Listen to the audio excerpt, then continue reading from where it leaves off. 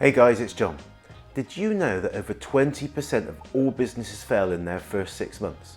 Well, today I'm going to talk you through 8 things you absolutely must do before you start trading to make sure that you're not one of these numbers. So let's get into it.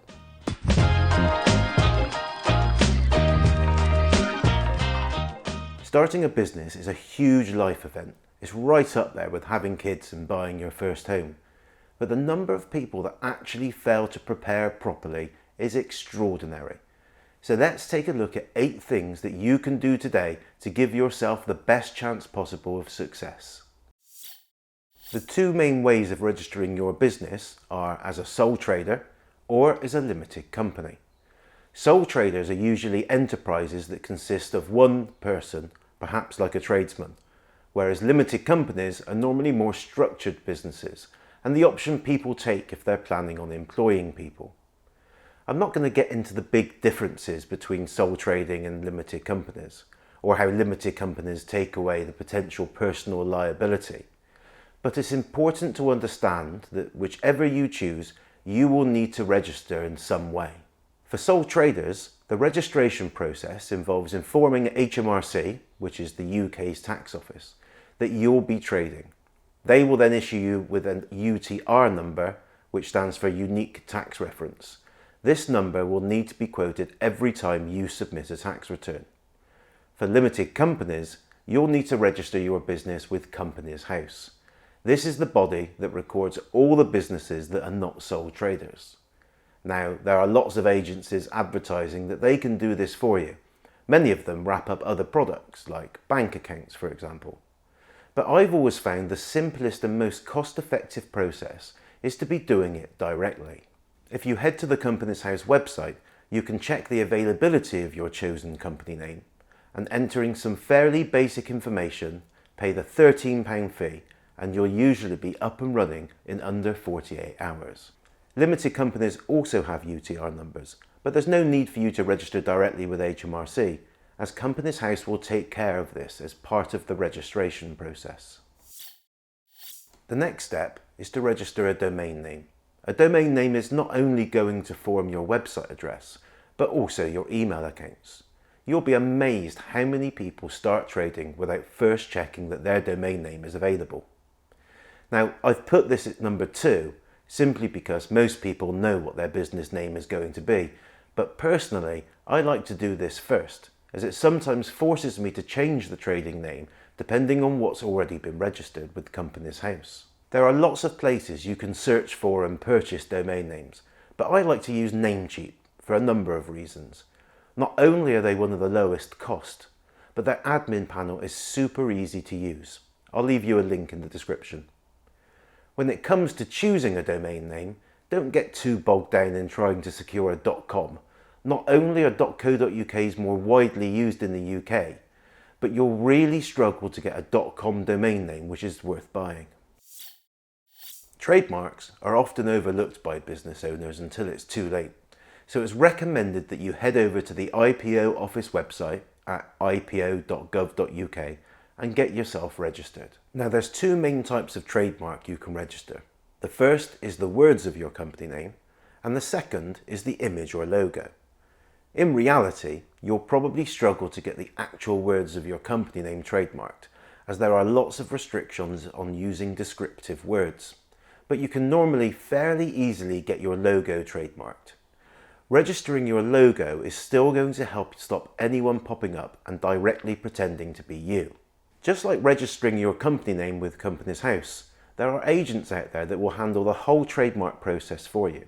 But it's just as easy to do it yourself, and all the forms are on the IPO website. You'll be amazed how many people leave opening a bank account until the last minute, yet it's really hard to start trading without one. There are 2 types of accounts that you can open. There are the traditional banks like Lloyds, NatWest, TSB, but there are also new challenger banks like Tide and Starling, which you may have heard of, and they can have your account opened in a matter of hours. Personally, I've used challenger banks to get up and running quickly, and then opened up a traditional account later, as I like the feature of dedicated account managers you sometimes get when you reach a certain turnover. The best account for you will depend on a number of things, such as the quantity of transactions you'll do, as app-based banks usually charge on this basis. If you have a low number of transactions per month, then you might be best suited to companies like Tide, where the charges are just 20 pence per transaction. But if you have higher volumes, banks like Lloyds have accounts starting from about £20 per month, which includes as many digital transactions as you like. Also, if you're starting an online business, I highly recommend opening up an account with Stripe. They are the leading provider of merchant services and will allow you to accept payments online for a fairly low transaction fee. Finally, if you're thinking about accepting or sending money in a foreign currency, then you should also open up a PayPal account, which is definitely the fastest way to get going. Branding covers everything from your logo and colour schemes to how you will show yourself on products, vehicles, or even clothing. Having a strong brand is key to being successful in business, and your brand should tell people who you are, reflect the type of business you're running, and be instantly recognisable when people see it for the second, third, or even 40th time. If you're creative, then by all means have a go at producing your own brand. But if you're not, it's a really good idea to hire someone in, maybe an agency, but probably even a freelancer. I find that websites like Dribbble are a great place for inspiration. Email is probably how most people are going to communicate with your business. And if you've covered step 2, you should already have your domain name in place. When it comes to hosting your email, most people tend to go with a service such as Google Workspace or even Office 365.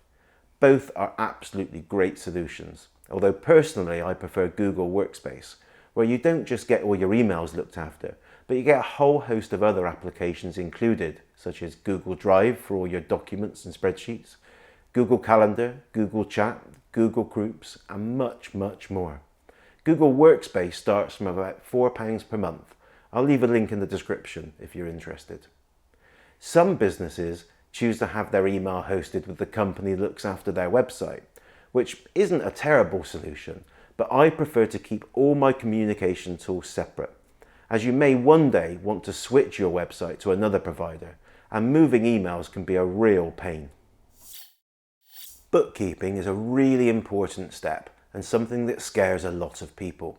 Just because you might be good at operating your business doesn't mean you'll be a natural when it comes to bookkeeping. But in reality, understanding the basics of finance really isn't that difficult, and there's lots of help out there with online tools such as Xero and even QuickBooks. The most important thing about bookkeeping is to make sure you record everything that comes into your account and everything that leaves it. The software can make sure it's all allocated in the right places and give you all the fancy reports that help you understand how profitable you are. But if you don't record the transactions in the first place, it's going to be really easy to get yourself in a mess and lose control. When you are bookkeeping though, make sure you understand the difference between your personal expenses and your business expenses.